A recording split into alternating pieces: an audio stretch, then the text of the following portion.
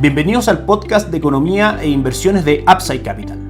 Revisaremos el rendimiento del mercado en Chile y el mundo y las principales noticias económicas y financieras que marcan la jornada.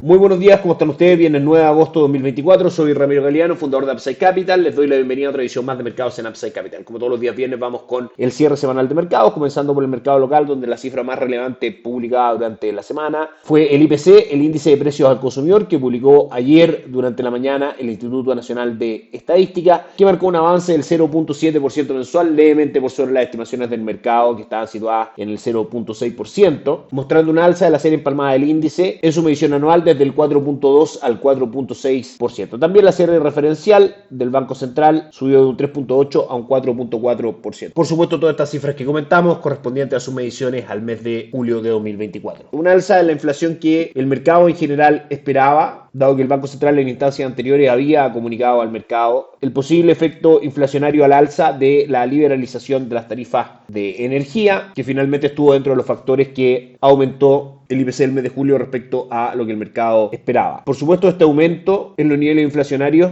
si bien no termina el ciclo de recorte de tasa de política monetaria, que se espera continúe en Chile, sí retrasa la velocidad del mismo, y por supuesto eso genera también movimientos en la renta fija local, el tipo de cambio y la renta variable, los cuales por supuesto estaremos monitoreando. Durante la próxima semana también conoceremos la encuesta de expectativa económica y encuesta de operadores financieros, en las cuales podremos ver finalmente qué es lo que espera el mercado en materia, como decíamos, de proyección de inflación y expectativa de tasa de política monetaria. Para los mercados globales fue una semana de mucha volatilidad, sobre todo a comienzos de semana, cuando vimos una caída de aproximadamente el 12% en el Nikkei 225 de Japón, causada principalmente por el alza de tasa llevada adelante por el Banco Central de Japón, luego de que la tasa permaneciera en terreno negativo desde enero del 2016 hasta enero del 2024. Luego hubo una alza leve al 0.1% y luego una alza inesperada por el mercado al 0.25%. Eso, por supuesto, sembró incertidumbre en los mercados, hizo que varias operaciones de carry trade se fueran cortando y eliminando. Recordemos que el carry trade es básicamente tomar deuda en una moneda de tasa de política monetaria pequeña para ir a buscar retornos en mercados donde las tasas de retorno, valga la redundancia, sean mayores a el costo de la deuda. Finalmente, para poder desarmar esas posiciones, cuando sube el costo de la deuda hay que salir a liquidar activos, comprar y vender cierta moneda, etcétera, y eso produjo los movimientos de caídas en los mercados que vimos a principios de semana. También en un contexto donde, recordemos, Estados Unidos el viernes pasado entregó cifras sectoriales de empleo por debajo de las estimaciones del mercado y eventualmente hubo en algún minuto un miedo de que Estados Unidos pudiese ir camino a una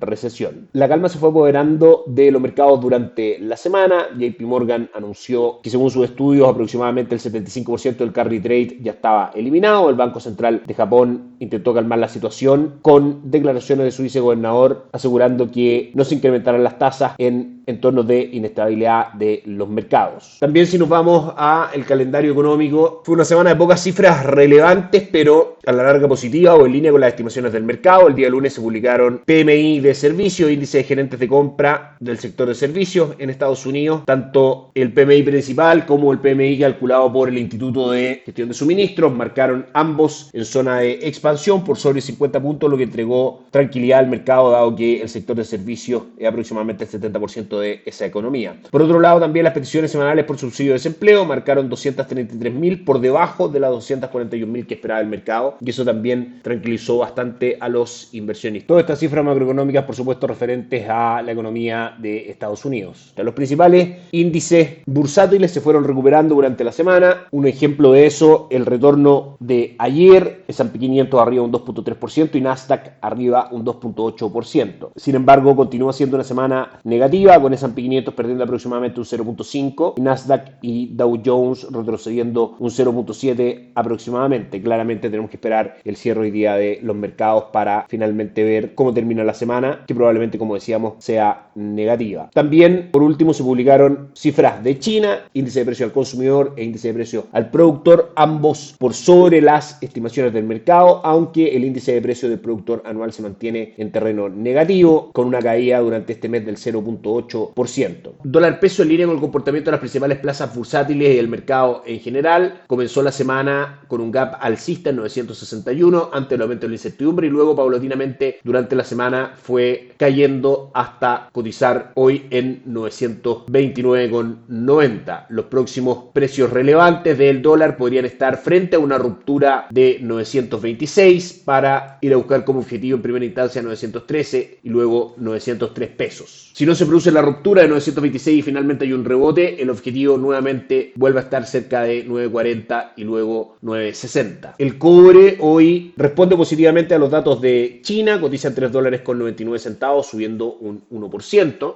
Y el IPSA ha ido mostrando una recuperación paulatina en línea también con el comportamiento de los principales índices bursátiles. El día miércoles rentó un 0.23%, ayer un 1.63%, alcanzando 6.293 puntos y hoy cotiza en 6.324 puntos, subiendo un 0.48%. Las acciones más transadas hoy día: Sokimich subiendo un 1.01%, la DAM que sube un 0.63% y Falabella que sube un 1.25%.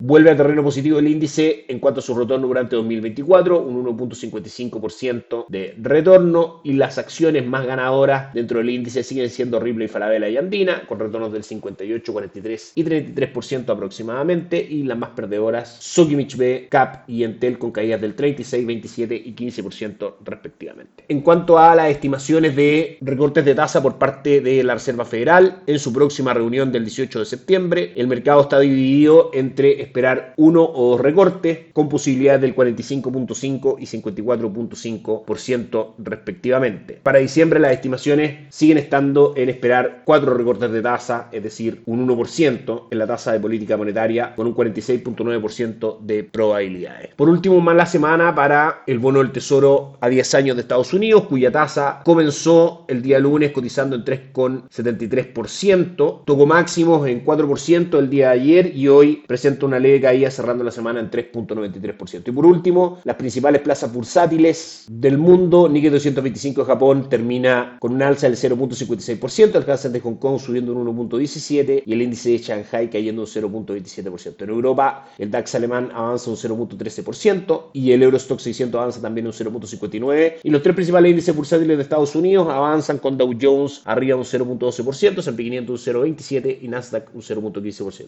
Eso es todo por hoy, que estén muy bien, nos encontramos el día lunes. Gracias por escuchar el podcast de Economía e Inversiones de Upside Capital. Te invitamos a visitar nuestro sitio web www.upsidecap.cl y contactarnos para brindarte una asesoría objetiva, sin sesgo y con una mirada global para tus inversiones.